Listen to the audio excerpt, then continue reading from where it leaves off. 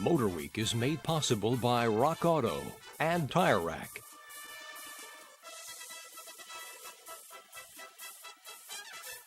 People who follow cars from Mercedes-Benz know that there's a new SL due. We've been showing you spy photos of the car in development ever since 1985. Well, now it's 1990, and the car is finally in the showrooms. Mercedes-Benz dealers, in an effort to clear out their remaining stock of 560s, are making the old SL out to be some sort of collector's item. But we've just spent 2 weeks with this new SL. And guess what? It's not the 560 that we'd want to squirrel away in our garage. After all, 20 years from now, cars as we know them may not exist. And if that's the case, this is the SL we'll brag about having driven. The 500 SL is the one we'll wish we owned. To call this the pinnacle may sound like sacrilege, but with 322 horsepower, the 500 SL is the most powerful production car Mercedes-Benz has ever sent to the U.S. Even its six-cylinder brother, the 300 SL, has more horsepower than last year's 560. And while limited to a top speed of 155 miles per hour, the 500 SL is capable of exceeding the 161 mile per hour top speed of the vaulted 300 SL Gullwing. We had speculated that Mercedes-Benz would squeeze 12 cylinders in here. If that engine comes at all, it won't arrive until 1992. 8 cylinders and 5 liters will have to do, and they do quite nicely, thank you. Like the V8 in Chevrolet's Corvette ZR1, this engine has 32 valves, 4 for every cylinder. The only thing we could wish for is to see more of the engine's mechanical beauty and less plastic cladding.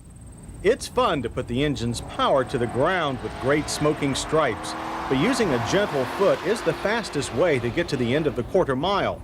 Our 500 SL needed only 14.4 seconds for that, and it crossed the marker at 100.7 miles per hour. Power builds gently and then comes on evenly above 3,000 revolutions. A sprint from a standstill to 60 miles per hour takes 5.9 seconds. For those of you who don't keep track of numbers, this means a 500 SL with a properly motivated driver can peel the tape stripes off some Mustang GTs and IROC Camaros. And the SL is no slouch in the corners either. Its rear suspension is much like that of the 300E sedan, a fairly complex multi-link unit. Despite a somewhat bulkier feel, the new car maintains its composure in situations that would turn the old 560 sideways. Brakes, as you might expect on any Mercedes-Benz, are nothing short of excellent. There are discs at each wheel, and the system is anti-lock, a Mercedes-Benz staple. On average, our 500 SL needed only 109 feet to come to a halt from 60 miles per hour. But when it comes to engineering features, the one with the most entertainment value is the SL's fully automatic top. Operation requires one finger.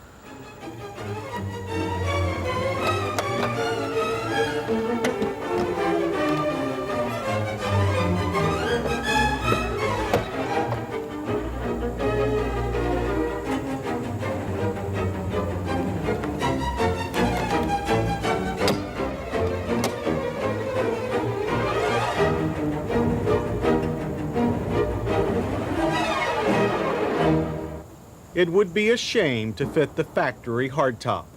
There's more, a roll bar. It can be put up and down manually at will, and it also deploys automatically in a fraction of a second in the event of an imminent rollover. Here's the SL's most sensible safety device, the seat design. The upper seatbelt mount is located in the seat and moves up and down as you adjust the headrest. That means the seatbelt is always properly positioned. Hard but comfortable, the seats can also be had with inflatable lumbar supports and heaters. Even with all the seat adjustments, some drivers still need an adjustable steering column. For them, Mercedes-Benz has finally conceded. The 500 SL column now tilts as well as telescopes. The climate control system is a step forward too. Even with its cryptic markings, this is the easiest to use system we've ever seen on any Mercedes-Benz. Allergy sufferers will appreciate a filter that screens out dust and pollen. Unfortunately, Mercedes-Benz is not forward-thinking when it comes to sound systems. The Becker Grand Prix stereo has never been the kind you can operate at a quick glance. In addition, if you're expecting to play your compact disc here, forget it. You'll have to wait until next year to get your SL with a CD. If it's any consolation, you do have a choice of SL transmissions. The 500 comes with a 4-speed automatic. The 6-cylinder 300 SL comes with either the car world's first 5-speed automatic or a 5-speed manual. Elsewhere inside, you'll find an abundance of storage space.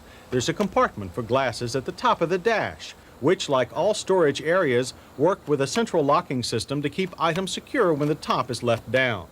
And there's an additional compartment in the center console, and 2 large bins behind the seats. The door's armrest also provides storage. There is no glove box, as you may have guessed. An airbag resides in the dash on the passenger's side, to complement the driver airbag mounted in the steering wheel. Instrumentation is traditional Mercedes-Benz analog and clearly viewed through the wheel.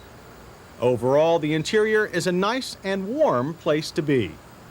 Trunk space is, as you'd expect, limited, but since the area is fairly square, it won't take a packing specialist to put the space to efficient use. Speaking of space, the 500 SL is about 4 inches shorter and 2 inches wider than its predecessor. While the aero look is contemporary, the 500 SL is reminiscent of the original 300 SL gullwing, especially with the way its rear sheet metal stretches to cover its wide track. The paint on our prototype car was up to the quality we expected, but the lower cladding had a few ripples in the plastic, something we're sure that Mercedes will not allow on any $80,000 car driven away from one of its dealers. Yes, that's what it cost, $83,500 to be exact. The 6-cylinder 300 SL is slightly less dear at $72,500. On to smaller numbers, the 500 SL is EPA rated at 14 city, 18 highway, and it's subject to a $1,300 gas guzzler tax. We generated 15 on our test loop. Topping our list of hits, performance. We are awed by the car's acceleration and speed. We also like its newfound handling prowess, integrated seatbelt design, and its automatic top. While it seems a bit frivolous, it's a remarkable piece of engineering work. Our miss list sounds shorter. A car like this should have a compact disc player. In addition, the obtuse controls of the Becker stereo add insult to injury. In our safety check, the 500 SL passes on all counts, having airbags for both occupants and anti-lock brakes. Rear shoulder belts obviously do not apply. The new 500 SL is clearly the safest, fastest, most comfortable SL yet.